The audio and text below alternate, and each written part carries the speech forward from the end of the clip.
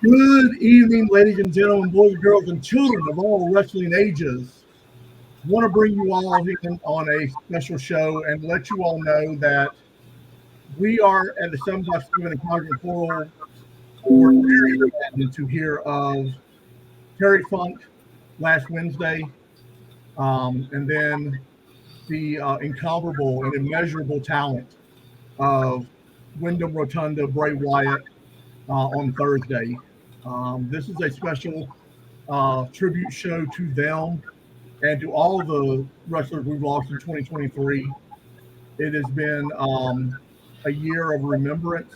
And for those of you who may know me, Big L, you know I'm a huge wrestling fan. I am a avid watcher. I try to go when I can, when schedule allows. So, I just want everybody to know that we're gonna. This may be some somber topics, but we're gonna make it fun as we can and talk about some great matches. We're gonna talk about some great stories. I have two wrestling aficionados with us tonight that are a wealth of knowledge. Number one is the number one Mr. P, Mr. George Pontus. He is, as we like to call him, so accurately stated in the article, the unsung hero of wrestling. You may have seen video footage on WWE Archives. You may have seen stuff on Peacock that this man has shot and has sent to WWE and all that. So be sure to check that out. So, Mr. P, introduce yourself real quick. Well, before I introduce myself, I do want to say that pro wrestling article would not have been possible if it wasn't for our other guest, Dan, that I am super grateful for. Because of him having me on his show with Benny and with then turning it into an article, it made both of us famous, at least in our own minds, but I think also around the world as well. Dan and his podcast have done so well throughout the world.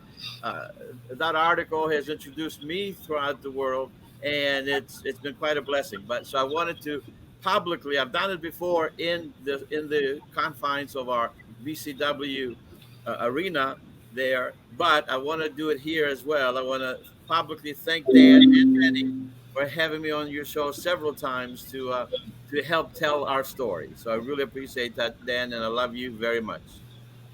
Absolutely. And as you talk about Dan Spaciano, I had the privilege of meeting Dan several years ago when we were running in the same circles. And then, everything kind of went awry. But oh well, we won't talk about that here. What we will say is Dan has an amazing podcast that he and Benny do. It's called Dan and Benny in the Ring. If I'm not, correct me if I'm wrong, I believe number 777 in the entire world, correct? We are, according to Apple, correct. According to Apple and Google charts, we are top 100 for sports and entertainment. It's kind of a generic bracket, but we make kind of a joke because I posted it on the page a few months back.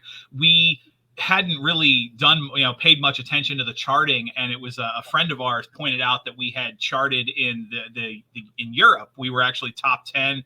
I think at one point we were 4th in the UK on the sports and entertainment charts, and we were number 30 in France, which we thought was funny. Like, oh, all the stuff we're doing, and we can't break the top 30 in France. And of all people, we ended up with a little video message from Jim Cornette talking a bunch of smack to us about, one of these days you guys will chart in Malta, and one of these days you guys will chart in Nepal, maybe the mountain. Too many people in the valley to listen to you, and it was a great video that he made for us. And shortly after that, we started noticing numbers. I mean, like I said, we're not going to retire anytime soon, but we've been having a lot of fun. And if I can throw actually some love back at George, he was one of our first early episodes. I think it was 9th. I want to say our 9th episode when we first started a few years ago. And it was the first episode that really went viral. It had hundreds of downloads. Correct me if I'm wrong, you ended up with a podcast interview in Wales because of it. And yes. All of a sudden, we were having people reach out to us like, hey, I read your article and I saw your, the Pro Wrestling Stories linked us, and I heard your interview with George because it was such a great story about, all the recording that he did. And and next thing we know, we have people reaching out to us, and we've got shows booked now through the end of the year already. It's not even September, and I can tell you who we're going to interview people in around Christmas. Like we're finding ourselves busy, and it keeps growing. Wore a little bit of the swag today. Dan and Benny in the Ring. Anywhere podcasts can be listened to. And just recently, we partnered on YouTube with the Monty and the Pharaoh sports show. So Monty and the Pharaoh uploads our videos, or I should say, our videos are found on Monty and the Pharaoh every week. That's awesome. That's great to hear. And hopefully, we can ride your coattails a little bit. Maybe some of this success will rub off on us with the Cosmic Portal. Hey, like you said, Larry, we've known each other for a long time. You've been on my coattails for how many years now? Oh God, I'd say 7 or so, easily. I'm going to let Mr. Marky Mark and Calabash Rand respectfully introduce themselves. So we'll go with Mark, so you guys kind of know who they are and what they do for us here on our channels. How's it going? So, I guess I've been with the Cosmic Portal and 757 for about 2 years now. For the Cosmic Portal, I do a DC, like a little my open opinion on movies, and I also do Saturday morning thoughts for 757 Geek Fandom. So that's pretty much what I do. That's awesome. Thank you for that. Very nice, sir. Very nice. Well, I'm doing all the movie magic. I'm making the videos. I started doing all this back in like 2009. I started out on internet radio, and then I just started making videos. We started out with Star Wars talk. That didn't take off. My partner left, and I got introduced to Larry and Alan from 757. And we hit it off. We hit it off well. And then one day they were doing Zoom calls during the pandemic. And I was like, dude, we can throw this up on the internet. And that's what we did. Here we are, 2.5 years later, three Wow. years later. We're on Spotify. We're on YouTube. We're on Facebook. We do the local conventions. Me and Larry do a show called The Dogs of Gotham, where we're talking about Batman and DC stuff. And it's just been a nice little ride. And hearing what Dan said gives me hope that we can spark up. You know, it's not that we, like you said, want to get rich off of it. It'd be nice, though, to have a little bit of stuff to pay for all this internet and you know, the software and all that other stuff, because it's coming out of my pocket and sometimes it hurts. So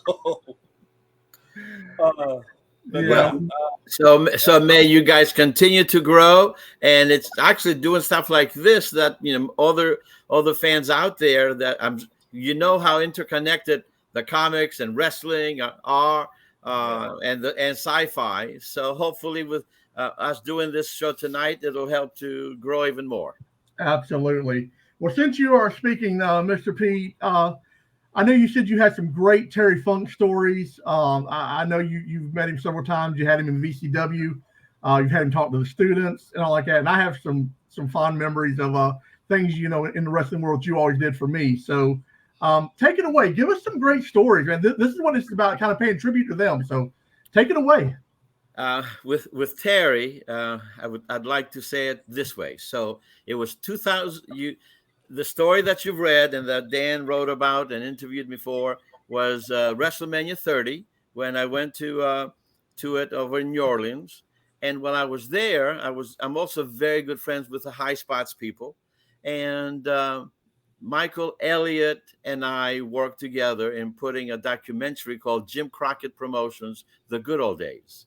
It's an amazing documentary that's won awards and exclusively uses the footage that I filmed back in the 70s and 80s with my Super 8 camera. And for those fans, I guess, listening for the very first time, because I really didn't answer your question, Larry, when you asked me earlier to kind of talk a little bit about myself. And so I was born in Greece, came to America when I was 10, didn't speak a word of English. I still don't. I speak American. Thank you. I heard a little chuckle there. I think that was Dan's voice. And Larry still doesn't laugh at my jokes, and he didn't laugh at them when I said them in the classroom. I just had it on mute. No, I'm just messing with you.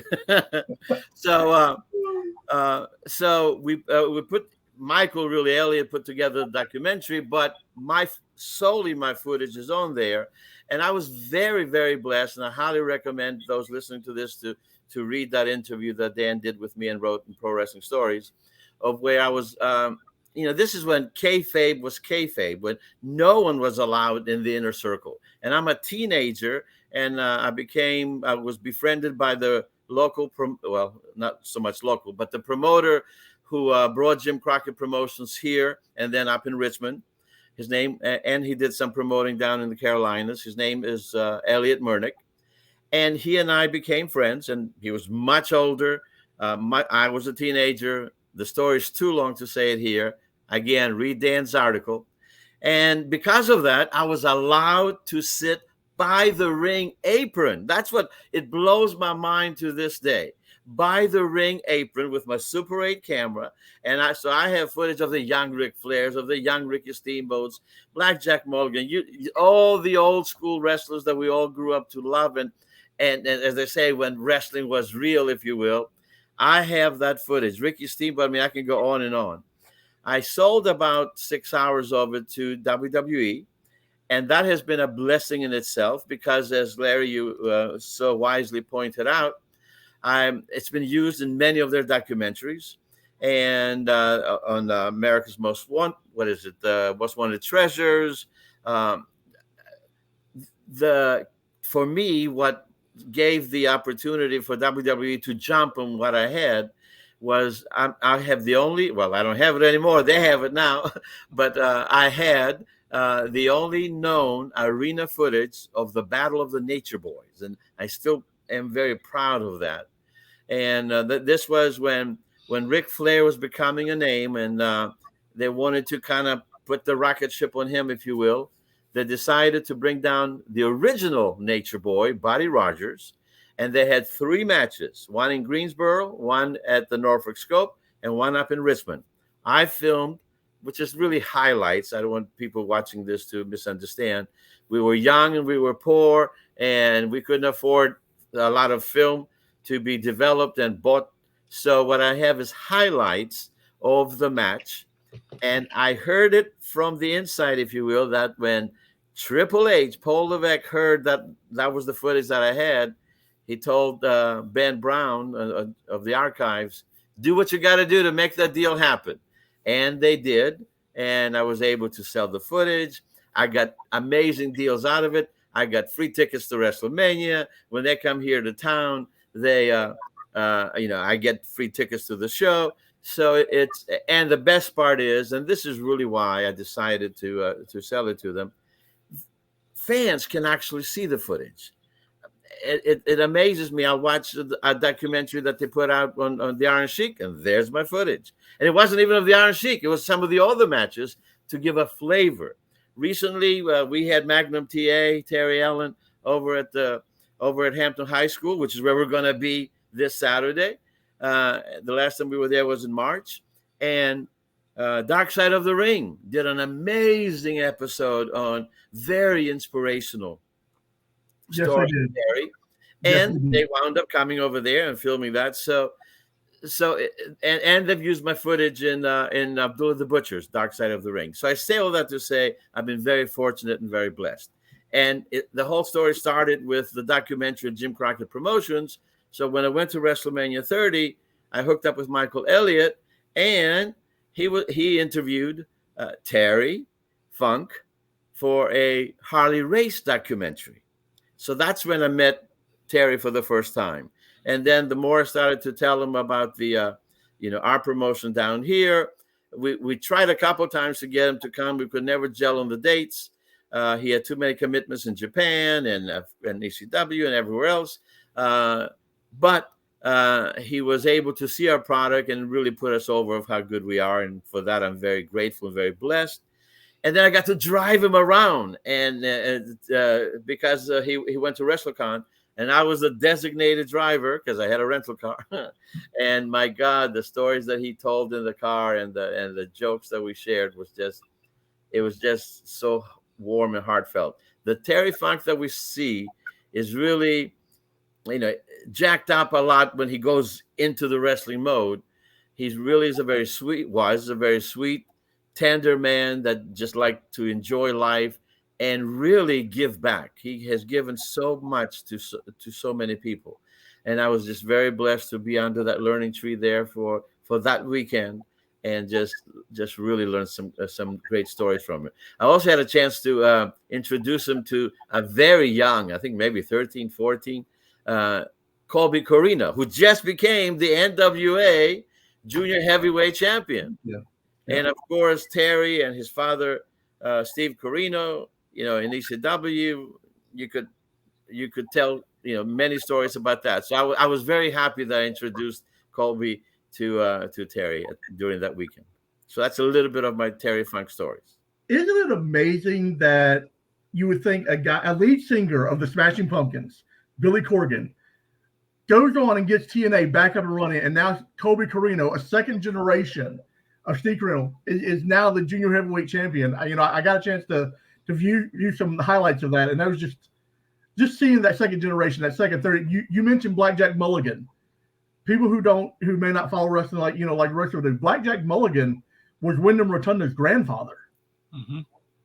That, to me, I watched Blackjack Mulligan in the ring in Mississippi when I lived there. Wow. Way back when in a bull rope match. And, seeing Blackjack Mulligan, when I was, 6, 7 years old, and then being able to see the first time I got to see Bray Wyatt live, even before he was Bray Wyatt, it was still Husky Harris in part of NXT. And I got to see him come out as his Husky Harris persona, whatsoever, and, for me, just to see that correlation. Yes. You put it. That correlation. You could see parts of, Barry Windham, his uncle. You could see parts of his father. You could see parts of his grandfather in the way he thought. And it made it so great. Dan, tell us some stories, man. Some I know you got some great things in that brain of yours.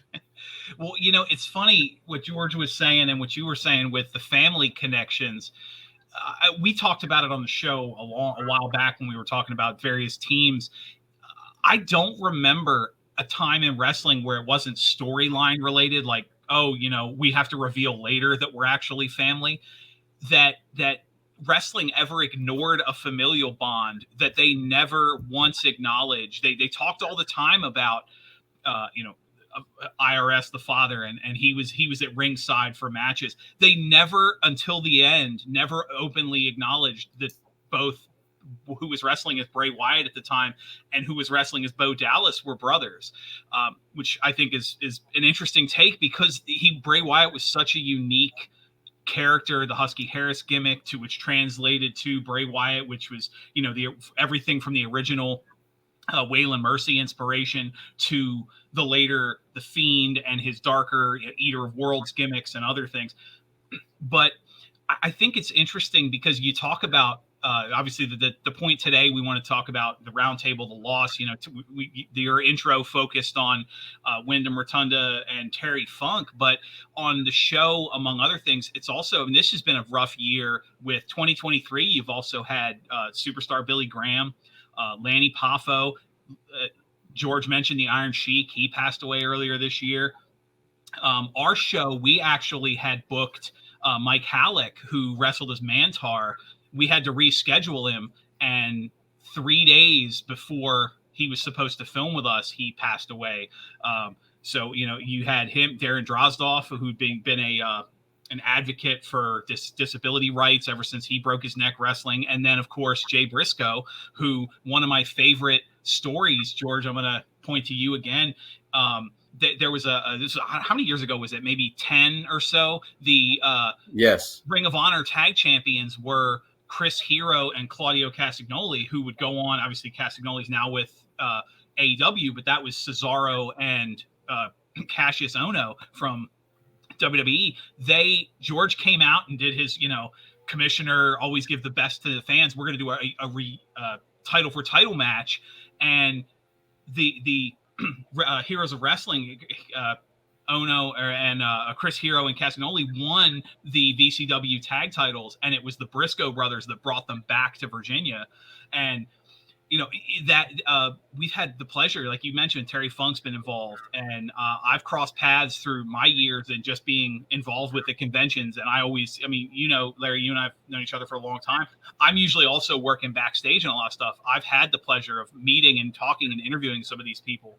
And before we get to Funk and Rotunda, one of my favorite interviews we got a chance to do was talk to Lanny Poffo, who passed away this year. And you talk about brilliance. It's, obviously his gimmick, his character, he was always known for the poems. And we got to talking, and it was just off the top of his head, bam, bam, bam, rhyming words, it was something that would take an author weeks to put together. Let me give you an example. And he cut a rhyming promo on me and Benny in one of his famous Lanny Poffo poems. And he, of course, had moved. He was living in South America, and just a phenomenal, brilliant mind, great man. But to go back to what George was talking about with Terry Funk, I had the pleasure of meeting him. Well, I should say seeing him years ago at a show in Baltimore. He was on the tail end of this was in the 90s. This was the tail end of his Terry Funk Chainsaw Charlie run, like 98, 99, like right around peak Attitude Era. And, show ends, anybody who goes to the old Baltimore arena, there's a huge pit by the entrance, and a lot of the wrestlers will come by, and Terry Funk was one of them. And he must have sat there, him, Mick Foley, and some of the others for 45 minutes, if not an hour, just shaking hands. I mean, this was pre-cell phone picture days, so it was actual cameras, people trying to sneak their Polaroids in, for the younger audience back when you actually had to have film.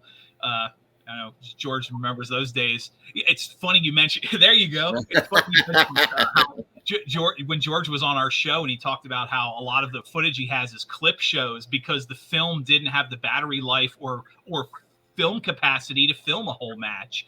So, but Terry Funk sat there, and he was autographs and Polaroids and high-fiving people. And he didn't have to do that. There was a genuine, he knew, like, this is my third chance, I think, because he had some personal issues with both WWF and WCW at the time. And so this is my third chance. Oh, there you go. Yeah. It's a good wow. Man, you're good. And, so he was one of those, Eddie Graham, the old head from Florida Championship Wrestling in Florida, one of the most brilliant minds in the history of wrestling. He kind of created this idea that the best characters in wrestling are the real you turned up to 11. Everybody from, obviously from some of his guys like Dusty Rhodes and Kevin Sullivan to the modern era of, your Stone Cold. And if you ever hear anybody like, Billy Graham is a great example, or Terry Funk, where Terry Funk was a legit cowboy, but the Terry Funk, the branding iron, the blood, the guts, he was the nicest man in the world, and he played one of the toughest SOBs. So yes, the real you turned up to 11, but Terry Funk was that I don't want to say that wasn't him, but he had the real you turned up to 11. And then on top of that, he put the gimmick and the character. So the Terry Funk cowboy, I'm here for the fans. I mean, he everybody remembers Terry Funk doing the moonsault. He didn't start doing the moonsault until he was in his 40s. Like, people, he was this just, I'm willing to throw it all out there to the bitter end. That was the real Terry Funk. And then on top of that, the branding iron, the blood, and the fighting was the gimmick for the fans. And it's such a unique mix. And Bray Wyatt was the same way, a kind-hearted, good person. So obviously I'm not saying the Fiend or his Eater of Worlds was anything like the real Bray Wyatt, but the charismatic, the friendship, how quickly he could get people to like and follow him, that was real. And then on top of that, you had the gimmick, the character, the push. And so I think their careers mirror each other a lot in that you had the real them turned up to 11 underneath of the gimmick. It wasn't a Stone Cold or someone like a Billy Graham or a Randy Savage where that's the real them and that's it, just here's an 11, or maybe in someone like the Ultimate Warrior Randy Savage's case, here's a bag of something, now you're a 12. You had that gimmick. It was such a unique perspective, and I think that's part of why they connected with the fans the way they did, was because of that. Yeah, absolutely. I agree 100% with that. Everything both of you have said when it comes to that. I tell people all the time, I go by the Big L persona, which is kind of Larry turned up to 11, and Mark and Calabas and Alan will tell you, when I get on a roll or something will get under my skin, what have you, Big L does come out, and it is kind of just my level of activity turned up. In that sense of it. But I think we all have that part of us that we want to be a certain way sometimes, and then there's other times we just want to be that gut punch type person. Mark, I'll drop down to you real quick. I know you've been a wrestling fan for I found out a long time. Yeah. So give us some stories, maybe a favorite match. Just intrigue us for what you got, sir. Well, I guess I've been a fan since the 70s, living up in New York. My aunt used to take me to see some of the wrestling events at Madison Square Garden. So I've been watching it for about ever. When it comes to Terry Funk, I love watching him.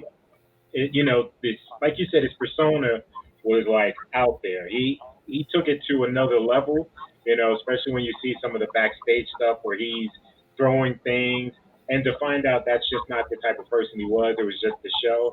I think that's amazing. I love watching him, especially against, Ric Flair. Probably one of my favorite matches, him versus Ric Flair. I love Ric Flair. That's old school wrestling for me. Ric Flair, Dusty Rhodes, all of those guys, the Four Horsemen. And to think about Terry Funk, battling Ric Flair for a title match, and the stuff that they went through together. So for that's one of my favorite things to remember, just seeing those two guys work together. And it is a great loss, with losing Terry Funk. Just the idea, I've seen stuff after the fact, and he was, just an amazing person. It looked like, just to get to know, I've never had an opportunity to meet the man. But I wish I had at some point. So that's what I would have to say about Terry Funk. When it comes to Bray Wyatt, I absolutely love his persona coming into the ring, with the little light, and then everybody's got their cameras out with the light going on. He sits in that chair. He knew how to talk. That was one of my favorite things to watch about him. My daughter loved watching him talk, and she doesn't even like wrestling, but she loved Bray Wyatt because he completed that story. Everything he did was perfect, and he just had the gift of gab, and I totally am going to miss that about anybody, because I've never seen anybody who took to it as well as he did. So that's one thing that I miss, just watching that type of thing. Absolutely. Mr. Calabas Rand, the man behind all this production magic, sir. Regale us. Well, look, I was working at the airport, Norfolk International, and we heard that the wrestlers were coming in. So everybody wants to see the wrestlers. And I watched these giants come down the escalator, and for the first time, it dawned on me that these are some big men. Now, Mick Foley looks tiny compared to a lot of these guys, but he was taller than I am, and I'm 6'2". This dude, he walks over, and I'm stunned with the cigarette in my hand, and he looks at me, and he nods, and he gets into his limo, and he goes away, right?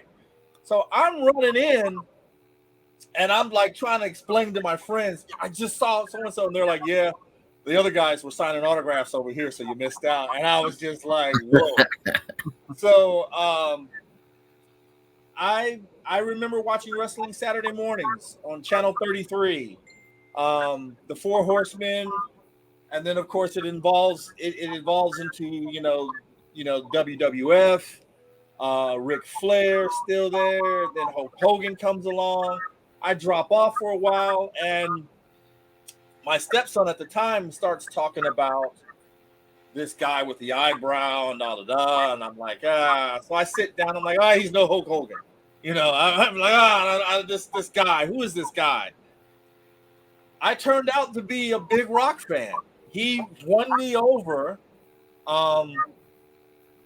That whole Attitude Era was my era. I love that era of wrestling. That Stone Cold breaking of the glass, Y2J. It was just a badass time in wrestling. You know what I mean?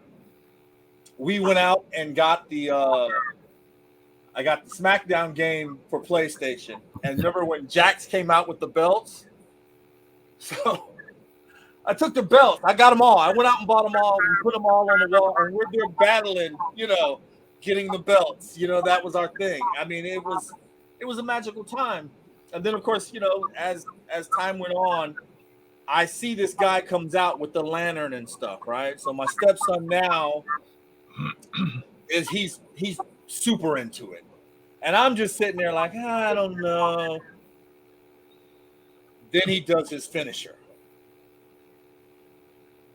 And he's just, he had that charisma. He had that factor. And later I see the match with him and Undertaker in the ring, and Undertaker whispers something to him, and he's standing there with this look on his face. And the Undertaker leaves, and I was just like, that's it. You know what I mean? That's the passing of the torch type deal. I have to admit, I was a little taken back, so young. So young. A lot of potential, so young. Plus, I like that dark side of the characters, the Fiend and Boogeyman, I guess, to an extent. Taker has always pleased the crowd, and of course Kane. I like that entertainment factor of it. You can tell me it's fake or whatever, all you want to. These guys put their bodies on the line. One misstep, one cracking of the chair wrong or a pile driver gone wrong. You know what I mean? These are our gladiators. You can, it's scripted or whatever else, but so is everything else that we see on TV. Come on, man. But this takes a little bit of, not only of acting, but the physicality of it. The tolls it takes on their bodies. They're out on the road damn near, 300 and almost 65, some of them are 365 days a year, traveling from show to shows doing this stuff. So it's great entertainment. It's definitely something that I love to see. I don't like the fact that some leave the WWE and go over to AEW. You know what I mean? I kind of wish they would stay where they are, but you know what I mean? Now I'm like you guys. I get to the point where, okay, this is over. Let me go to this show. Let me go over here and see how this guy's doing over here. So I'm very happy to meet you two gentlemen, and hearing these stories and stuff like that just really kind of sparks that thing for me. So I'm just pleased to have it. Let's not forget during the period known as the Monday Night Wars, Raw was taped and Nitro was live, and there was actually a Monday where Rick Rude was on both channels at the same time because he had jumped from WWF to WCW, and they aired both episodes simultaneously. So that, you want to talk about jumping ship, nobody's ever going to top the Ravishing one on that. No. Yeah, definitely not. Or the fact that, Raw was at Heavy Coliseum, Nitro was at Stoke, and you got DX invading, and if you pause the video just right, and it's a split second, you blink, you miss it. You can see me and a couple of my friends walking along the tank as it's going across the street. Oh, no way! Just, and I'm talking. You got it's just a brief, quick second. That's all right. You made it. So I'm pretty stoked about that. I was at the Hampton Coliseum that night. I see. I wanted to be there, but I was loyal to WCW at the time. They had the Stinger, and like Scott Hall would say, one more for the good guys. And it was a good decision that you made to be loyal, because look what happened. You got to see the invasion. We saw it only on film, and when they put it up there on the Titatron. Right. Yeah, you saw it live, so you literally were part of history. That is true. That's true. And I got to say, we're going to get into some favorite matches here in a second, but I got two quick stories I want to point out. Number one, 14 years old, I'm sitting in a history classroom, and I've got this amazing, history teacher who's telling me stuff, and starts talking wrestling. And he says something about he knows Ric Flair, and he's got Ric Flair's phone number. And me being the smart aleck kid that I was at the time, because I'll be wholeheartedly admitted about that, I was like, no way. And then it breaks out this book and shows me Ric Flair, covers up the number, but in Ric Flair's number in this little book. And then from that point on, I was in awe of this man. So, Mr. P, I will always remember that moment. That was, you have no idea how special that was to me at that time. Even though, maybe for you, it was just, talking to a kid. For me, being a wrestling fan, even at that time, and then, seeing someone who knew at that time, one of my favorites in the Four Horsemen, in Ric Flair. And, I getting to see the Four Horsemen when I was a child, in Mississippi, and then, and seeing J.J. Dillon walk out and all this sort of stuff. So to see that, I was like, okay. And then growing up a wrestling fan through all of this. So I don't think I've ever publicly thanked you for that, but I want to say thank you. You changed a 14-year-old punk's life. Well, I'm very glad I did. And I know you and I have talked about, this moment before, of what the story that you just said about the showing you Rick's number in the book. But prior to you telling me, I would tell that story to others when I would say, you're not going to believe this. Part of the fun, because part of the fun that I had as a teacher was to share my love of wrestling. So when I would find a student like you and you were enjoying hearing me talk about wrestling, that made me feel awesome as well, because, oh, yes, we got a new fan. He's gonna go. He's gonna continue. So I enjoyed it just as much. So I received the compliment. Thank you so much. And then, of course, you remember when I would show the film up. Absolutely. Absolutely. For two other friends there. So I would film highlights again of the matches at the Scope or at the Hampton Coliseum, and then bring in my projector and the footage. And this is before SOLs. This is actually when you can do some real teaching, and the reward. And it was sort of like a carrot on the stick. If the students gave me A's and B's or whatever the next test was, then the reward was that Friday I would put it up on the screen and they would see them in action. It was awesome. And what's really cool? To this day, his number has changed, but I still have Rick's number. I actually texted him yesterday to make sure he was okay with his storm over in Florida. And I still pinch myself, and I'm like, Ric Flair just texted me back. He said he's fine. He said thank you. It's still mind-blowing to me. To see something like that is fantastic. The second quick story, for my job, I used to travel a lot, and I was on a plane, and I was flying into Austin. I got on the plane, sitting first class. I recognized Mark Henry. And as I walked by, I said, how you doing, Mr. Henry? Nice to see you. And I kept on walking. I didn't think much more about it, whatever. Throughout the flight, I asked one of the flight attendants, I said, hey, I understand, Mark Henry's up front. If you wouldn't mind just passing on a message that I would appreciate an autograph or something. If not, I understand he's a busy person. No problem, no worries. Just wanted, ask him again. She goes, I'll see what I can do.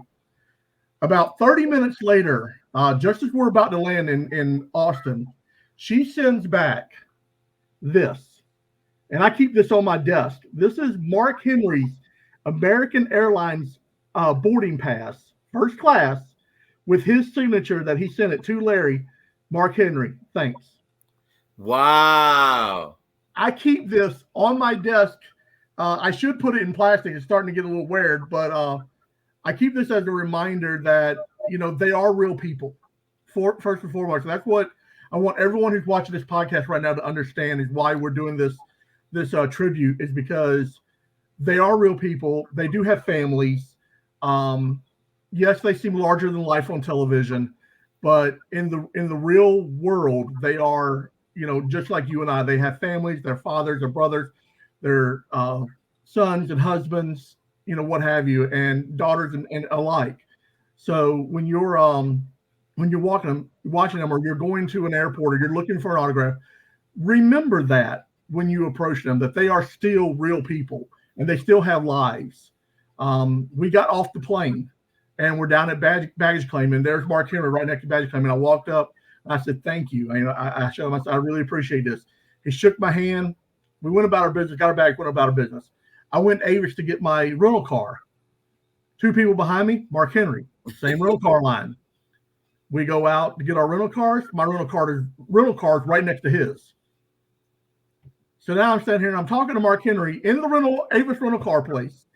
And I'm like, world's strongest man, Olympic, wrestler. Oh God, I mean, this guy is here.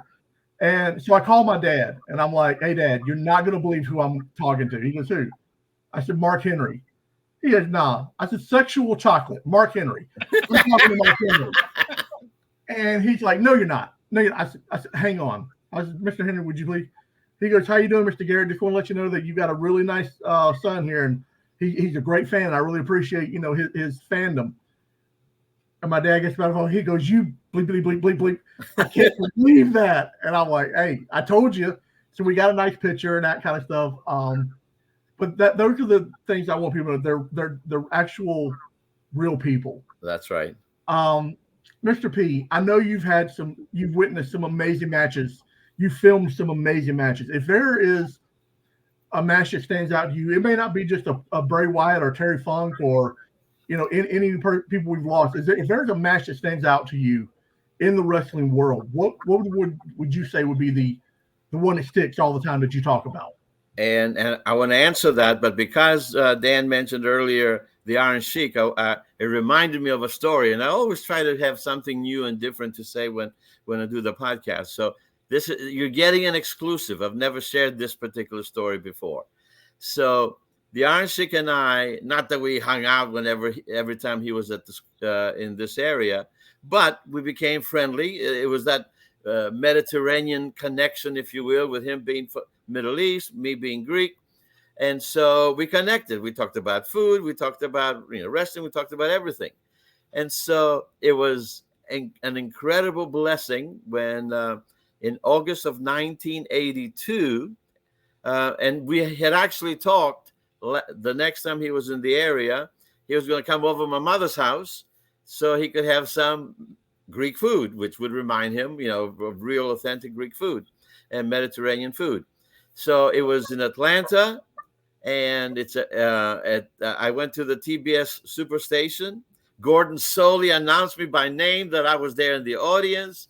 And then afterwards, I was able to stay in the back and watch them cut their promos like they did back in the day. And right there next to me was the Iron Sheik.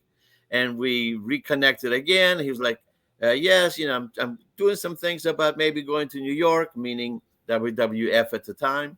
But if that doesn't pan out, I'll be coming back to Mid-Atlantic, and he wanted to come over to my mother's house and taste the food.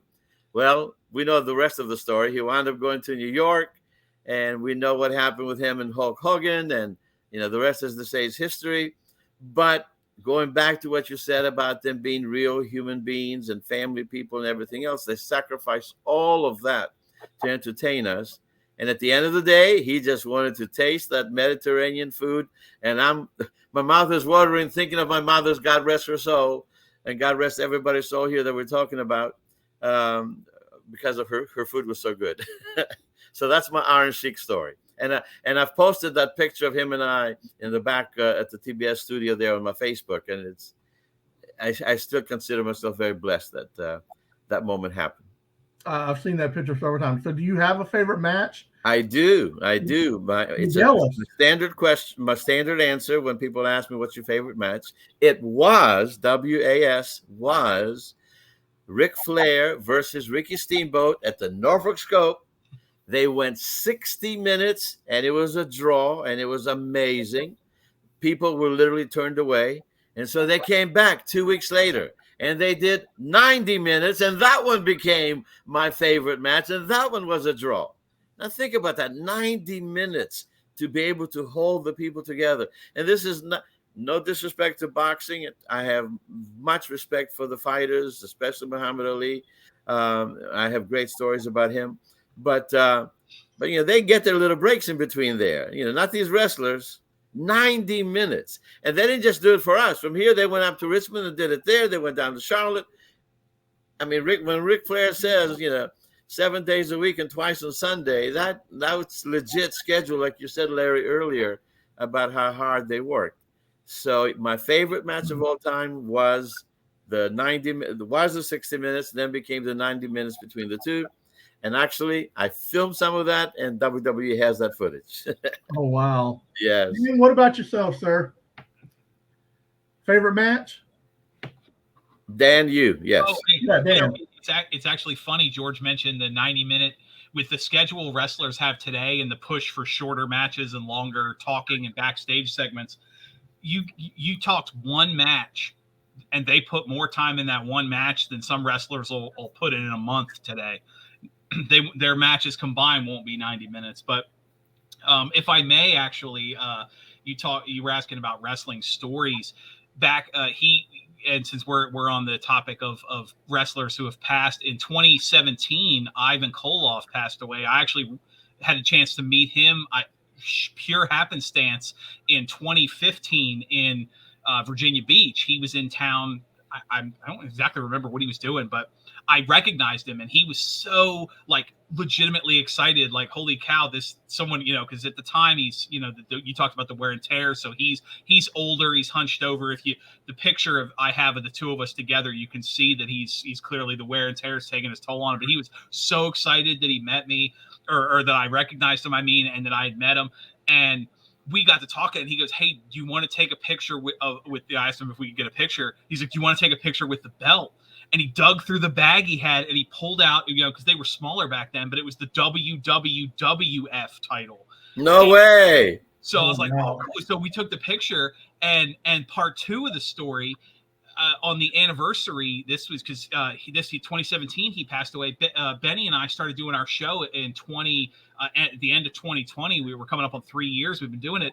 I posted that picture in 2021 and said, hey, this happened 5 years ago. I met, or 7 years ago, I met him, and I'm telling the story. And the very first comment on the picture was from his widow, who, one, I was surprised. She's on the Dan and Benny fan page, but she's like, he mentioned that, he told her the story about, I met this fan, and he was so excited that people reckon. And here we are 7 years later, and he at the end of his life, he remembered and was like, I went down to Virginia Beach to visit some friends, and this kid, I was in my 30s at the time, this kid remembered me. And so I thought that was kind of cool. It was a double fun story, because I met him, and then 7 years after we took the picture, his wife told me that she remembered the event, and she was, which I thought was neat. She's on the Dan and Benny fan page. But I'm gonna, when you talk favorite matches, I'm gonna actually pull the classic. I know it's almost cliche at this point, but my favorite match, because I remember the event so vividly, because it was the first real event, back when everything was closed circuit and you had to have the right neighborhood to be in, was WrestleMania 3. And to this day, my favorite match is still Savage Steamboat, just because you have, it's just pure classic. It told a great story. You had the outside narrative, the Intercontinental title, and the fact that the WrestleMania 3, the main event, Hogan slamming Andre, almost 40 years later, still arguably one of the greatest, biggest moments in the history of wrestling. And it wasn't the best thing on the card. So my favorite match is still Savage Steamboat, WrestleMania 3. Although I will say I was at Hampton I don't know how many years ago now. There was a match here in Hampton, and it was this guy named George Pantis, and he tagged with a clown, and he wrestled Jerry Stephanesis and Benjamin Banks, who's a good friend of mine. And I was probably number 2, very close second in favorite matches. Are you being serious, Dan? Come on, you had the marching band walk you to the ring. How is that they not walk you to the ring? I've ever seen. Well, okay. Since you went there, let's add something else to the story. So our special guest, as you guys know, you've been to our shows, and thank you for that, for supporting us. We try to bring in a legend when we can afford them, and work the schedule out. So Brutus the Barber Beefcake was on that card, and he held the curtain while we came out. And as I'm coming out, he leans over and whispers to me, "I have done a lot of these independent shows. I have never in my life seen such a great entrance. This is amazing." So yes, to me, in my mind, when I thought about making that moment happen, I was recreating Roddy Piper, who's one of my all-time favorites. Roddy Piper, when he was in Madison Square Garden and the bagpipers came out bringing him. That's what I had envisioned. So for you to mention that, Dan, that means a lot. Thank you for that. Awesome. Mark, any favorite matches come to mind? Anything with Bray, Terry, or anybody else? Well, when it comes to Bray Wyatt, I'm probably going to say my favorite match would be Bray versus Roman Reigns. I love that match. That's one of the best I've ever seen. Favorite all-time matches would have to be going to be Dusty Rhodes versus either Ric Flair or Barry Windham. I can't pick between the two. I like both of those matches, but anything with Dusty Rhodes, like you said, those guys back in the day, they were 60-minute men. It was going to be a 60-minute show, so they would put their heart and soul into those matches. So probably, I absolutely love Ric Flair, but Dusty Rhodes was my boy because he was a big guy, but he could move around that ring, and he looked so sweet doing it. And back in the day, he definitely had the gift of gab. So, yeah, I'm probably, anything with Dusty Rhodes in it, that's my favorite match. Awesome. Mr. Calabash Rand, what you got, sir? I love Bray Wyatt when he was taking on John Cena. I'm not, but I had to. I say I love that intro. The rocking chair, the lantern, the lambskin. The faces, and I mean, that was the great showmanship era. But I think one of the best matches I've seen was when I was younger, and it was the Hardy Boys versus Edge and Christian when they did that ladder match. And after the ladder match, they shook hands because they had tortured each other.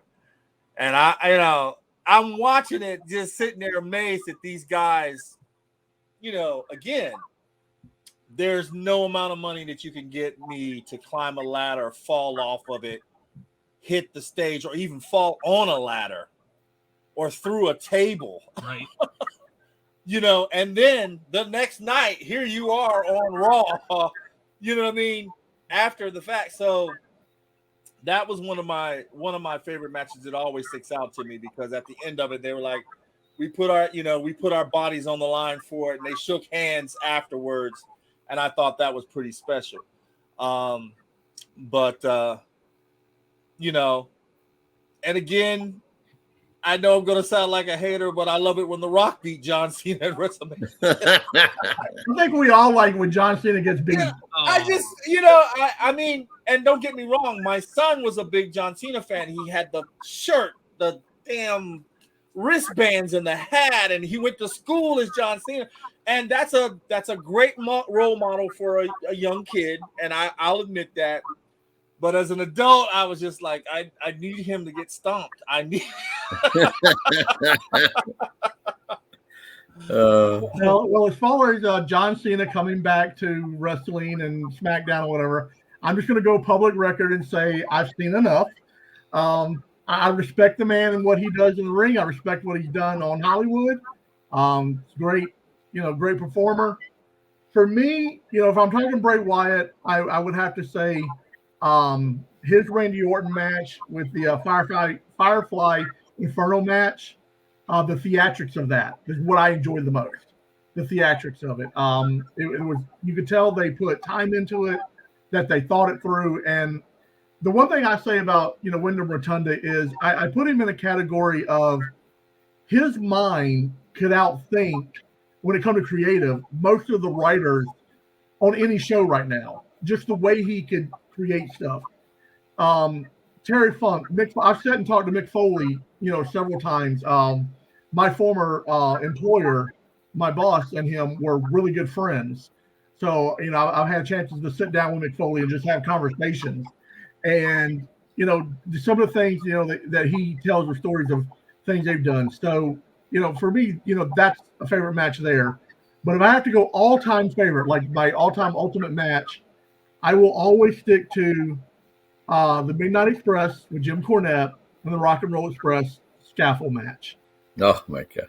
I love that match. I love the what was put into that match. It was the first time we saw any time of real height and danger outside of the ring, in the ring, that they brought to it, and just the allure of Jim Cornette with the tennis racket and him boasting that match up, and it was going to be dangerous, and it was going to be the heights you've never seen, and that. If you've never had a chance to listen to Jim Cornette, I understand he can have a mouth sometimes, but if you listen to what he talks about, the man is insightful, and I love that. And getting back to Bray Wyatt, Wyndham Rotunda on the mic, I think the only one. Oh, see, there you go. That's fantastic. I love that. The centerpiece of my collection. This was from their 25th anniversary tour. Oh, beautiful body. That is nice. One of the few known pictures of all four of them. So that's amazing.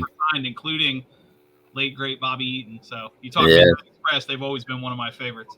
Beautiful Bobby Eaton. That was my guy.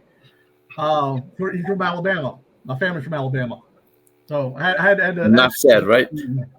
Well, and we want to make sure we people listening to this are aware that September 11th, WWE will be right here live. Raw will emanate from the scope here in our very own Norfolk, and I think they're going to have definitely something special, especially with being on 9/11. So, absolutely, it's going to be a very moving show, I believe. And I believe it's going to be it's going to be a great show. If you've never been to a Raw at the Scope, I encourage you.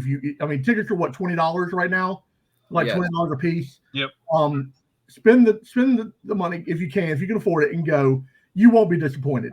Even in the higher seats, there's still action. You can still see things going on, and that's what I love about what I consider a smaller arena. Mm-hmm.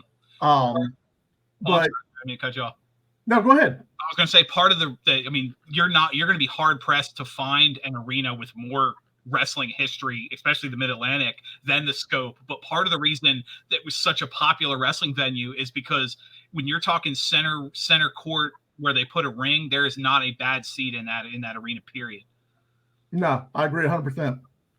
I absolutely agree. My daughter bought me tickets a couple of years back for Father's Day, and she was like, I got tickets for Raw. We're going to go to Raw. And she's my wrestling buddy. And we went, and I was like, oh my gosh, well, how much do these seats cost you? She said, oh, Dad, it wasn't that much. Don't worry about it. And we're sitting there, and we have, amazing seats.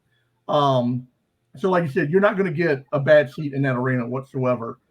Anybody else have anything they want to go over before we start wrapping this show up? Because I think we're coming up on our hour, and I want to be respectful of everyone's time. You have a question real quick from Vanessa Townsend. Ask Mr. P about Starcade 88. Oh, okay. And then we have to talk about my show coming up this Saturday over at that's what I'm going to. That's okay, very good. You.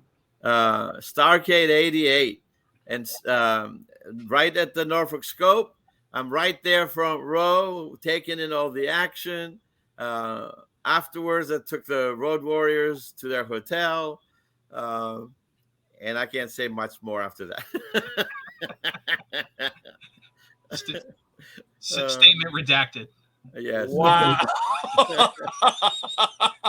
Hey, you know what? I've been to some establishments with wrestlers before where there have been beverages of an adult nature passed around, and it can be fun. Yes. Interesting is the word I'll use. So, Mr. P, tell us about the show coming up this Saturday. Let us know. Give us all the details. So this Saturday, it is a fundraiser for Hampton High School, not only my alma mater, but in my educational career, um, I've started at the original Woodrow Wilson High School, went from there to the original I.C. Norcom High School, went from there to the Doc Craddock High School, and then wound up my career over in Hampton as assistant principal at Spratly Middle School. And then I went back into the classroom because I wanted to spend more time and be free to go visit my mother and sister in Greece. And so I wound up at the very end of my career teaching at my alma mater. It was just such an amazing experience. And then once with the wrestling, we decided to focus on doing fundraisers for Hampton High School. And we have one coming up this Saturday where a portion of the proceeds will go to Hampton High School. All the concessions go to Hampton High School on top of that. So please come out and support. We were talking about legends before. We have Gangrel is coming, and he's going to take on Brandon Scott. Now, this one, I'm looking forward to it because last time, and we put a little video up on our site on Virginia Championship Wrestling, and I have it also on my Facebook. Last time the two wrestled against each other was over in Suffolk, and Brandon Scott was the longest running VCW champion, and he wound up losing to Gangrel. So I know now, especially with Brandon having some questionable arsenal that he uses, he's going to be out for revenge. So this match, I don't know. I think I'm going to be sitting ringside because I want to see this one up close and personal. And then we have so much more. At our last show, we had our Liberty Lottery, and we had Erica Lee enter as number 20, and she won. And she decided to cash in her reward for winning with her best friend, Boar.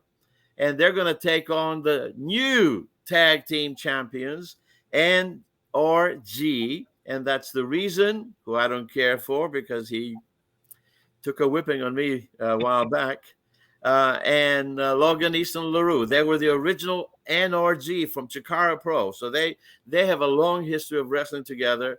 And once they combined under questionable means, they quickly became the champions. So this match is going to be interesting, to say the least.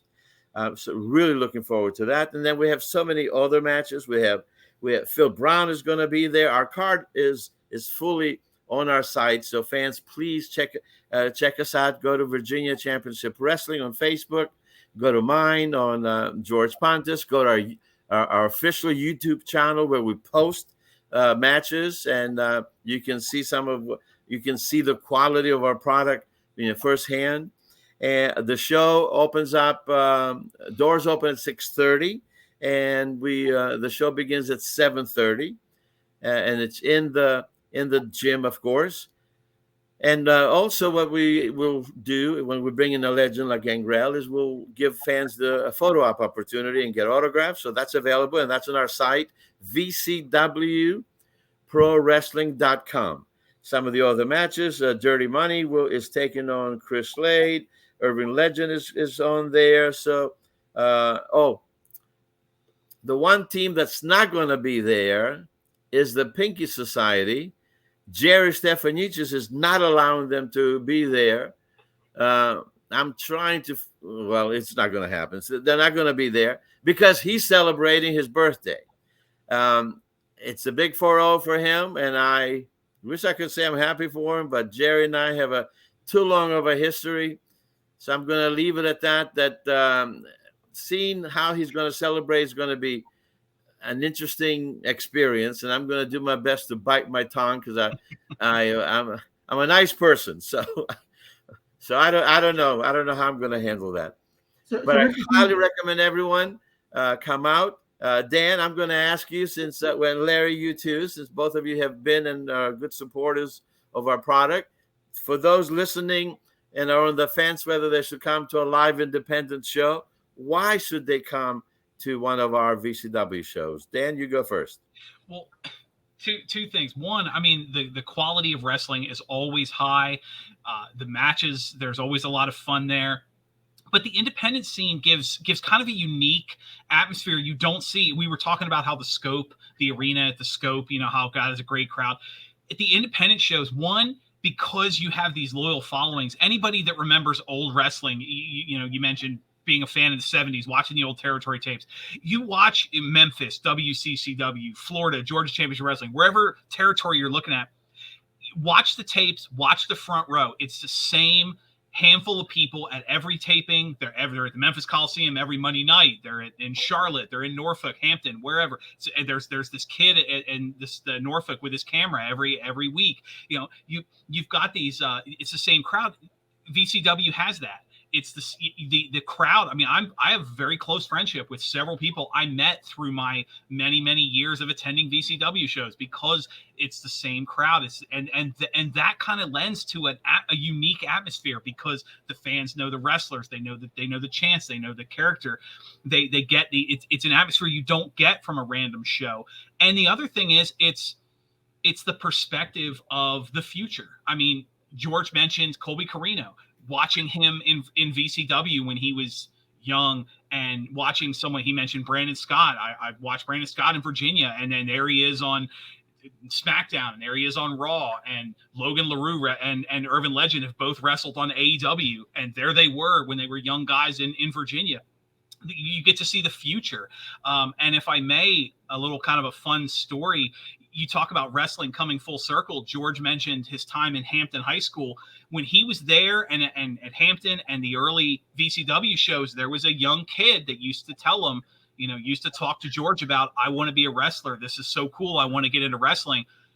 George, correct me if I'm wrong, that kid grew up and he's currently VCW champion. You talk about the future is now. I mean, here was a kid, one of these days I'm going to be a wrestler, Mr. P. Okay, we'll give you your opportunity. He is your heavyweight champion. He's one of the most popular independent stars right now. He wrestles as the Boar, which is a great look and a unique gimmick. One of the prettiest spears, by the way. It's a hard move to pull off. Roman Reigns. Where you can have a spear that looks terrible. Boars is incredible. So it's that atmosphere, it's that crowd. I recommend it. And VCW is just such a great company, great people. If you're anywhere in the Virginia area, you have to check them out.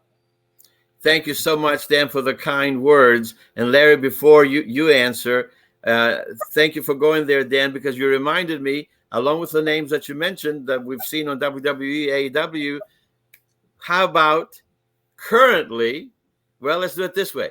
In February, he was announcing at VCW and doing commentating, and in March, he signed officially, and when you turn on Friday nights on Peacock, there he is. We know him as of course, the one and only Blake Chadwick.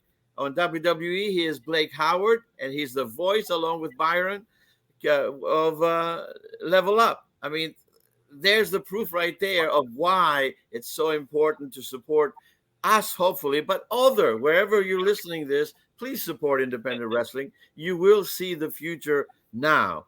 And let's not forget that Luke Gallows was our VCW champion when he signed and went up to WWE and went on to become, and still is there now, with this incredible career. So yes, I wanted to make sure I mentioned that. Larry, why do you believe we put on a good product? Why should people come and see us? The reason people need to come to an independent show is simply because the best way I can put it is it's more intimate. Is the best way I can say it. It's you get a chance to see the product up close and personal. It's not so much that you're there to see it. You're seeing what they see for television. it's more of a stripped down, very, unique style of wrestling. Again, to Dan's point, it's the old school style of wrestling. Seeing the stars of the future. I'll give you a great example. When I was living in Manassas, Virginia, I would attend Kaido Pro Wrestling with Sweet Jimmy Z. Christian York was one of the main stars there. He was used to come wrestle the Boathouse, part of ECW with Joey Matthews. He actually would wrestle in different places. The point is, though, there was a young girl that showed up at a match one time and was, doing things, and her name was AJ Mendez. Very young, tiny little girl, just running the ropes, doing stuff, and just learning the craft there at Kaido Pro Wrestling. AJ Mendez went on to become AJ Lee. She's now CM Punk. I got to see AJ Mendez when she was first starting out. She brought her little brother and was hanging out by the ring. I mean, it's you get to see the stars of the future, the people that you would sometimes you would think is larger than life is the best way to put it, in a very, unique, intimate setting, and you have access to them being at the front row and not having to spend, unfortunately, hundreds of dollars to see those types of have that experience. So you got that experience right there up close and personal. I support independent wrestling to the nth degree is the best way I can put it. I love to attend when I can, when it's when it's available, when it's affordable, to go. It's one of those things that you will get a unique experience that you won't get anywhere else. So independent wrestling gives you twofold. It gives you something that you can see that's more well-rounded, but it also gives you a chance to see people that you're going to see, that you are going to see on television. It's not you are going to see them on television. So, and you're going to be like, hey, I've seen that guy in the ring, or I've seen that girl. I've watched them do stuff, on an independent scene, and I followed their careers. I followed Kevin Steen's career on the independent scene long before he became Kevin Owens. Mm-hmm. When, Sami Zayn was still El Generico in ROH. I'd go to ROH shows and watch these guys putting on their craft, when they were younger in the business.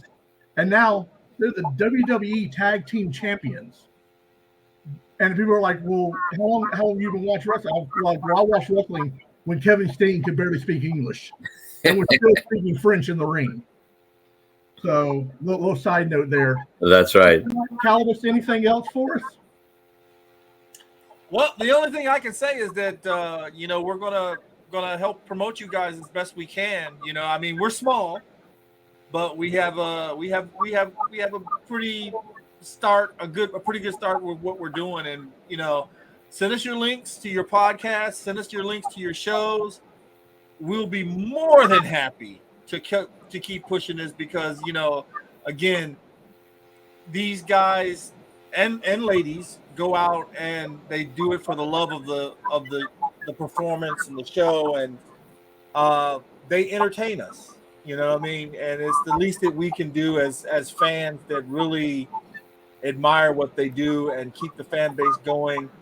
So this was a real treat for me. I didn't know really what to expect, and to have someone on like George, and of course like with Dan, it just really kind of pushes me to want to go now to see some of these other things. I've never been to an independent match. I would love to go.